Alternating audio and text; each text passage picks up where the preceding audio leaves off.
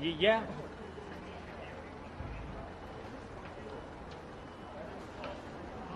Yeah, which program is this? World News, okay. Yeah, okay. So we'll be going to TV in a little while. I'll give you a shout.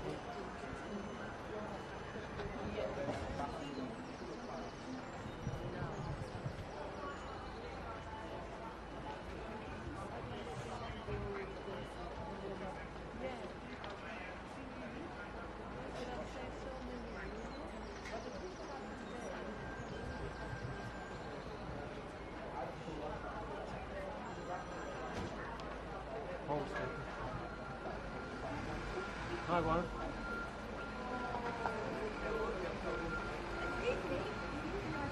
Okay, probably right above you. Hang on a second. Yeah, right. Okay, I'm looking over there. Yeah, okay. So come along to the bottom of there and see if you can get in.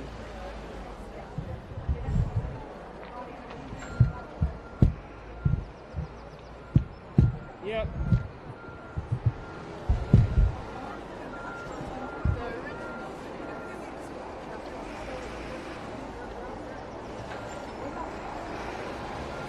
Using pictures now. Yeah.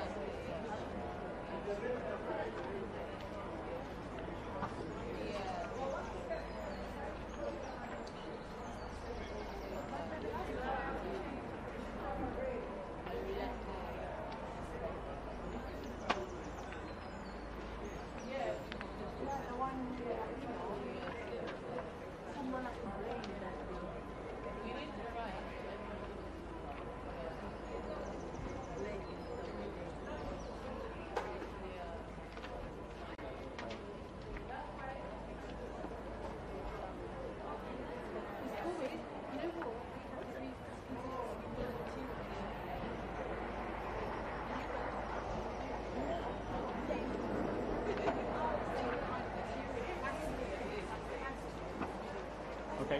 Come to a short.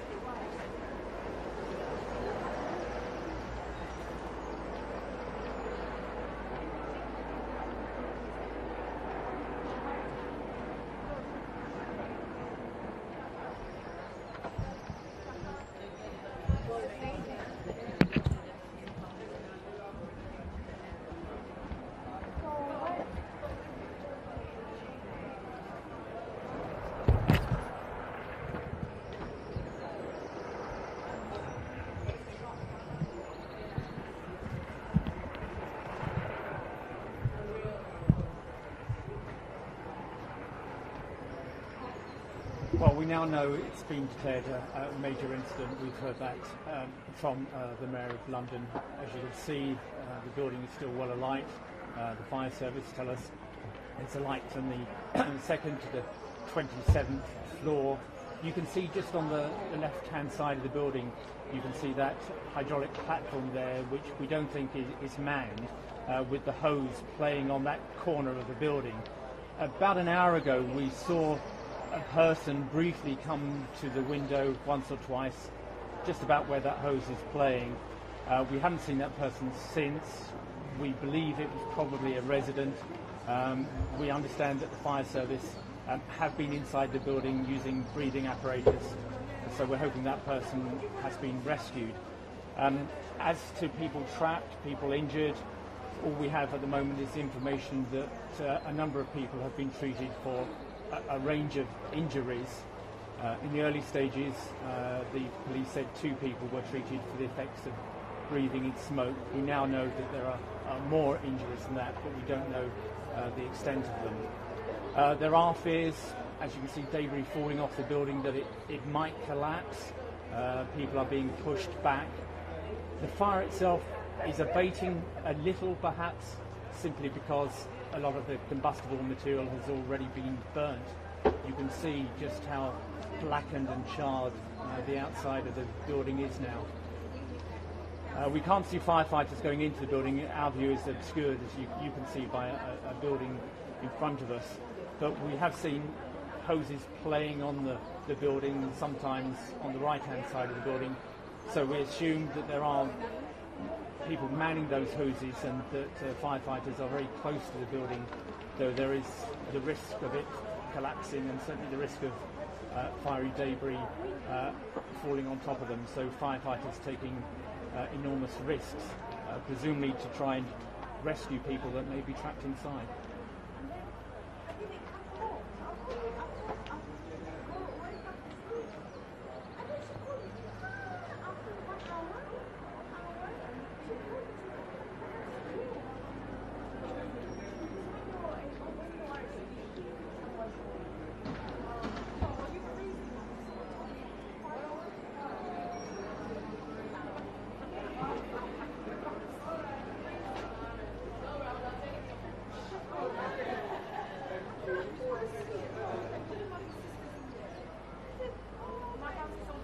Yes, certainly some of the residents here said that it is a sort of maze of narrow roads, and it is sometimes difficult for the emergency services to get access.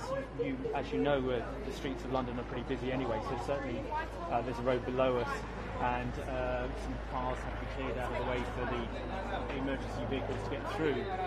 We know there are something like 40 fire engines here and 200 firefighters, and we've seen ambulances, lots of ambulances arriving.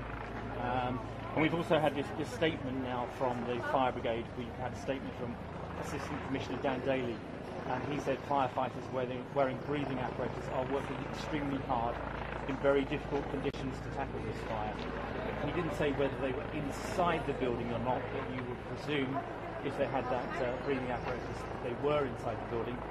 And he went on to say this is a large and very serious incident, and we have deployed numerous resources and specialist appliances.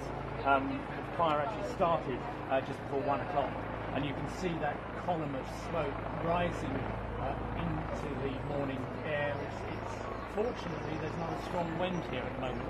That would have made the firefighting very much more difficult. And that column of smoke rising almost vertically into the sky and then drifting away. I can see a large grey cloud that will be viewed from anybody in London, and they will be able to see this fire and the results of this fire for miles around.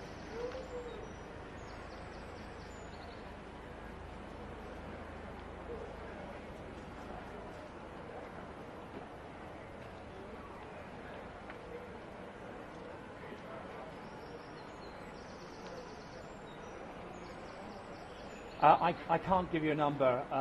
As you say, I've heard perhaps 200 flats, perhaps 200 people.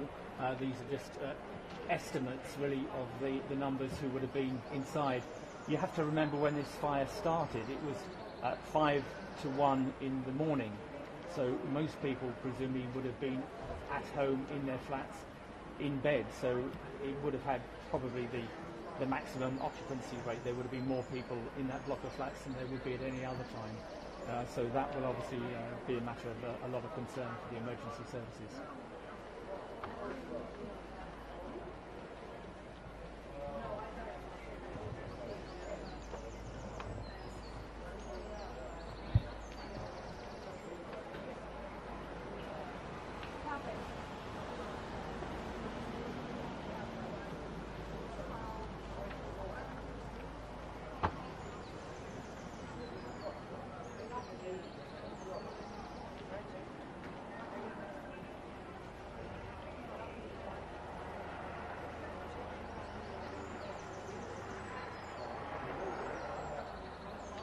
That's right. I understand the tower block is owned by the local authority, I understand also that there was a major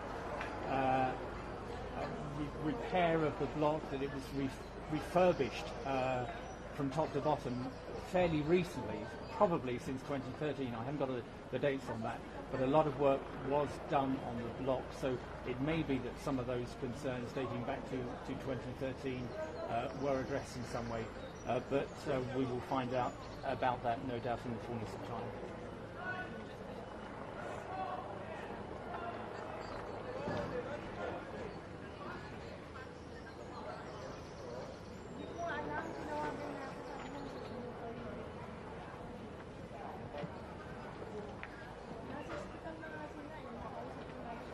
Yes, that is a concern. When we arrived, we were slightly closer to the building, and we were pushed back by the police with some urgency. They were concerned that the building might collapse. That's not based on any structural assessment of any sort. It's simply the police exercising maximum caution. They felt it was a possibility. There was certainly fiery ash and debris falling around the tower block, so it made sense to move people as far away as possible. And there must be concerns for the building. You can see it for yourself. The fire has ripped through from top to bottom. We can't see the other side from here, but as far as I could see when we arrived, the fire was raging just as fiercely on the other side of the building. So there must be concerns that the building could collapse. We don't know if it will or not, but of course that is a fear at least.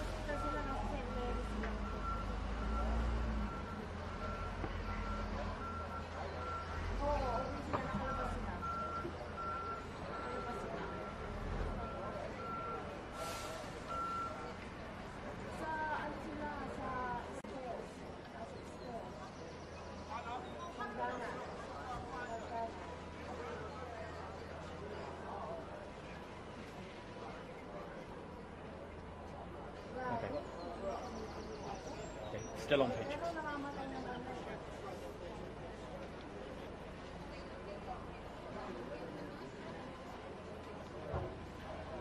Okay.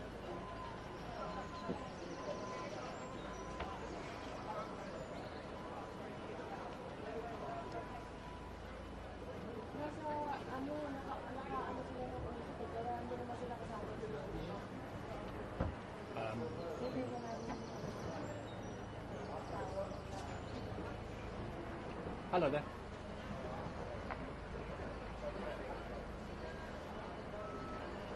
I think it's sticking with you if you just want to put it down.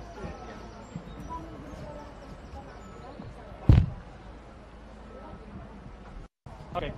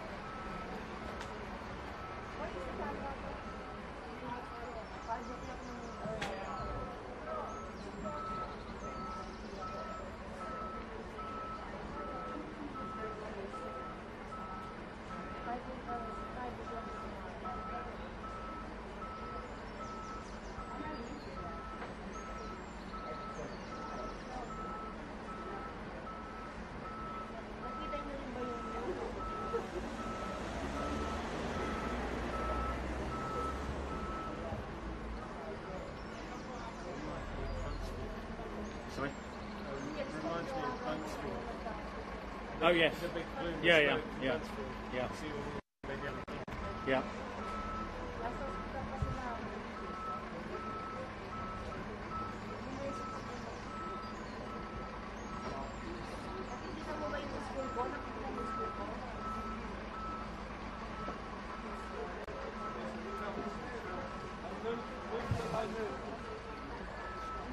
Somebody right on the top. Oh, is it just...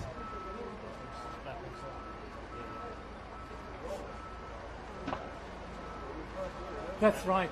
Yes, I just saw something flapping on the top of the building. It looked momentarily like a person, but it's just debris flapping in the wind. The building still on fire. Some ambulances just leaving below the balcony where I am with their lights flashing. Yes, the building still on fire. It's abated somewhat, perhaps simply because a lot of the top half of the block is simply burnt out. There's no combustible material left.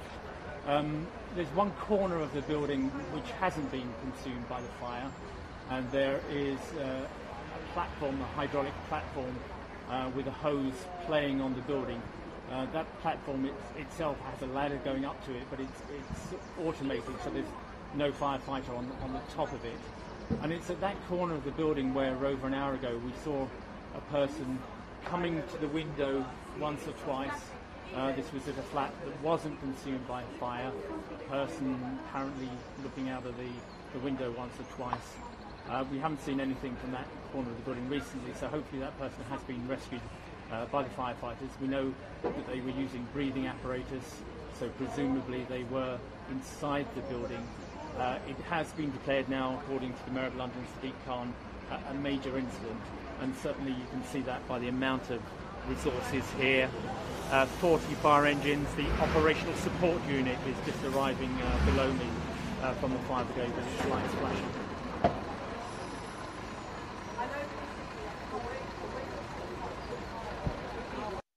That's right. I mean, there have been other vehicles like that arriving all night long, so I'm sure it's just simply more resources arriving.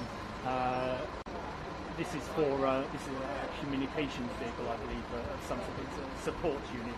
It's not the frontline firefighters. They have been here in force since 5 to 1 in the morning.